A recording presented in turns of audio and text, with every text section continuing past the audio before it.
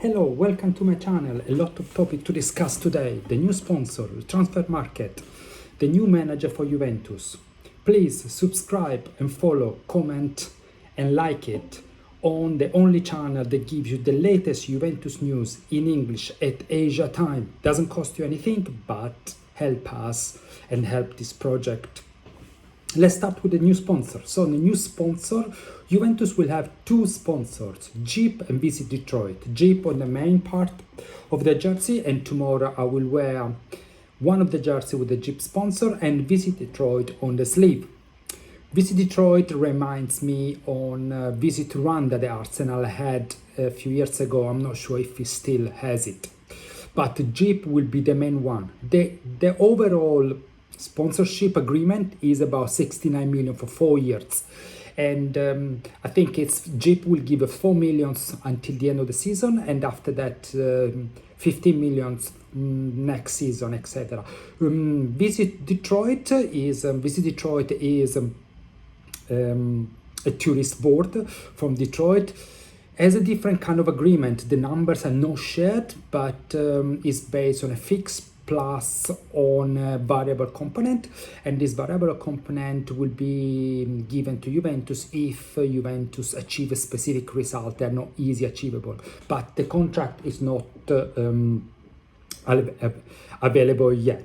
Of course, if we think about the sponsor we had, the Jeep, and the deal that was paying Juventus 40 million per annum when Ronaldo came over, there is a big difference. But unfortunately, this is how much Juventus brand worth at the moment. We don't have a big appeal. We don't have the appeal that Inter Milan has. I mean, his sponsorship is around 80 million euros a year. So this is our brand. And actually, if we need to be precise, Jeep lead in towards Juventus because Elcam really pushed Jeep to sponsor and to move towards football sponsorship. If you remember the beginning, when the idea was expired, Jeep didn't have an intention. They said that part of the commercial strategy, football sponsorship wasn't one the channel they want to pursue, even with different commercial agreements. So only after then Elcam became the president of Stellantis, Jeep decided to open towards an agreement with Juventus, and the deal was cut. So again, there was a lot of push from Elcam itself towards Jeep to agree on Juventus sponsorship. In addition to that, we can say the beginning of last year, when we were talking about renewal, Jeep's strategy was to keep maintaining the current model. Nowadays, they're planning next year, in September, October, to launch new models. So I think this makes sense, and the fact that Juventus is going to play the World Cup in the US, and Jeep is primarily a US brand, so the market's primarily the US. That kind of makes completely sense and combine everything. But we have to say, the numbers are not as appealing as they were before. We need to be completely we need to completely agree that the numbers are this one. The Juventus brand is not appealing as before. Second topic, transfer market. There is a lot of noise about Osimhen. And there was an interview with Giuntoli, a Turkish journalist, talking about Osimhen, the big interest from Juventus towards Osimhen. Apparently, there is an agreement between Osimhen and Juventus, and Osimhen said he will come to Juventus whether they go in Champions League or not. Giuntoli is considered Osimhen football father because he brought him to Napoli, he looked after when he was in Napoli, he managed to give him a very good contract. So there is a good relationship between the two. If you think about what Osimhen is doing now, is this year in the Turkish league has scored around 30 goals. So he's a very prolific striker. despite anything, Osimhen always went beyond 15-20 goals a season. So it's a striker that strike with, and is a good striker that every manager likes. I think even Guardiola could use Osimhen as a striker. So of course, if Juventus can buy it, it's gonna be an amazing purchase. There are two buts. First, price tag. Osimhen has a price tag of 90 million euros if he's sold in Italy, 75 million euros if he's sold for a foreign team. Second is De Laurentiis. De Laurentiis is not someone that liked Juventus, doesn't have a good relation with Juventus. If you remember when Juventus decided to buy Higuain, when there, he put 90 million, there was the price tag, and I bought it. There was no discount, nothing. And with Giuntoli had almost to give up 1.2 million bonuses to join Juventus. So there is this big contrast with De Laurentiis. If you think about what could happen in the future with Conte, that doesn't sound very well. Before moving to Conte, I want to finish my conversation on Osimhen. Osimhen is a main striker, but beside the concern, the tactical concern, we need to think about two things. First, next year is going to play the African Cup, which means he will be out from Juventus for a month, 40 days, if Nigeria goes well. Second, he can't be the only striker. Juventus needs to buy a second or third striker because he needs to rest sometime. He could get injured.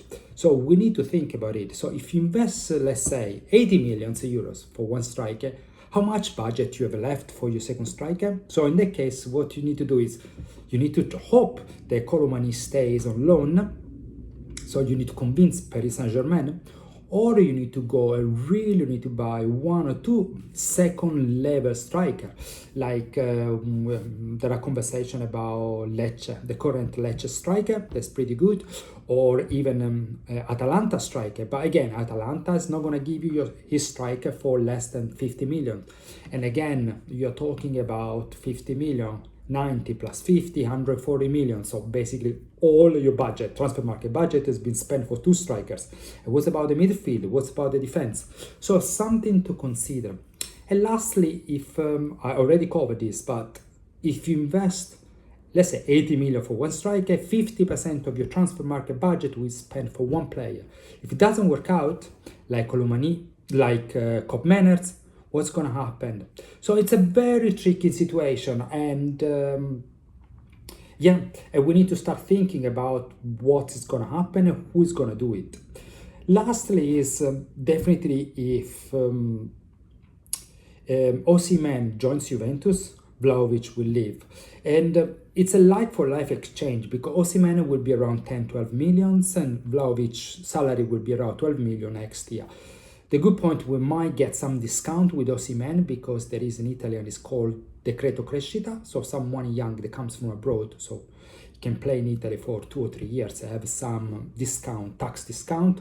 With Vlahovic, it's not going to happen because it's been in Italy for so long. So that's something to think about it. Talking about Napoli, talk about Osimhen brings our conversation to Conte. There was some rumors coming up from Oriali saying actually he said apparently to friends, unfortunately next year I can follow Conte, so I can work with him. This means that Conte could go only two ways, so Juventus or AC Milan when Oriali is not welcome.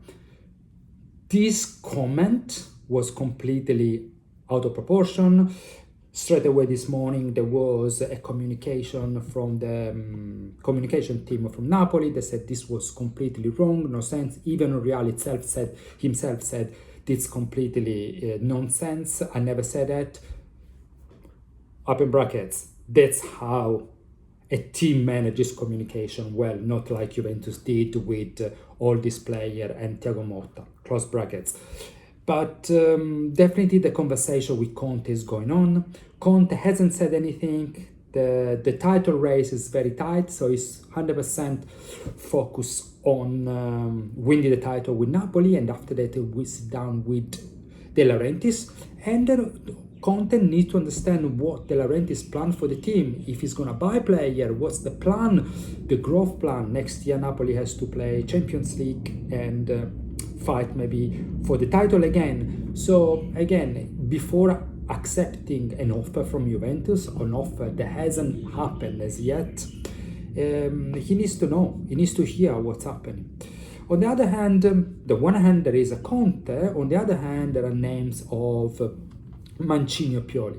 In my opinion, and I said before, Conte is Conte, but Conte comes with a massive price tag. He wants players, he wants a management structure, he wants a specific roles and responsibility. He's very volatile, so if things the things don't go in his way, he will be able to complain on TV, and he might leave like he did once, and as he did to Inter, he did with Tottenham, he did with Chelsea. So we need to be careful. You can't build a program based on Conte. You can't hope that Conte stay 5 or 6 years.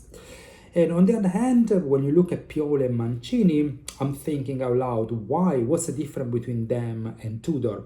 I mean, Mancini, yes, allowed Italy to win the European Cup, which we always recognize him, but Mancini doesn't know the player, doesn't know the Juventus, doesn't know how to work in Juventus. So it will take a while for Mancini to get used to the players, the way of working, the ideas, etc.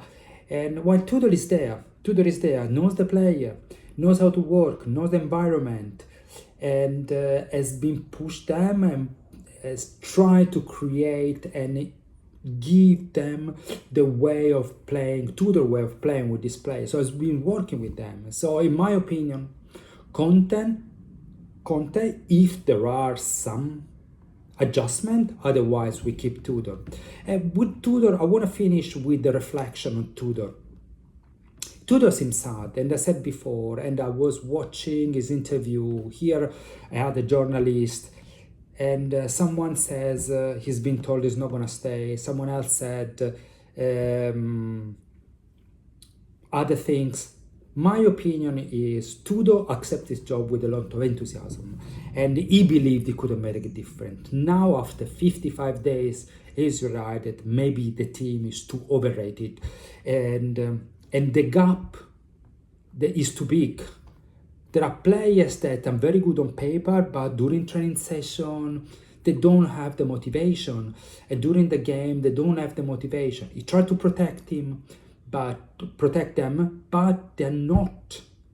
They can't perform the way Juventus wants them to perform. Plus, there is a lack of leadership. He realized there's lack of leadership. He's our captain, is Locatelli. And again, with due respect to the guy, I love the player, I love the guy, he's a lovely person, he's a lovely player, but he's not a Bonucci, he's not a Tudor, he's not a Piero, he's not someone that grab you from the collar and smack you in the dressing room. He's not. We need people like this, people that create the environment, that create the fire, and put the fire in the belly of our player. Let them understand what is Juventus. Tudor is trying his best, but we need someone on the pitch.